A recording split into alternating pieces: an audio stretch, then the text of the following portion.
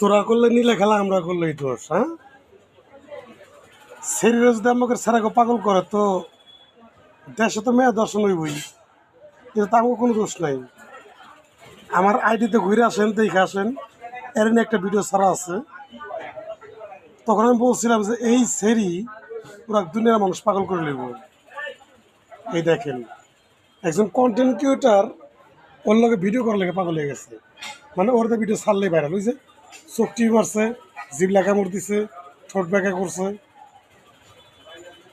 খালি ভাইরাল না। এই সমস্ত মেয়েদের কারণে দেশে ধর্ষণের আকৃতি বাইরে যেতেছে।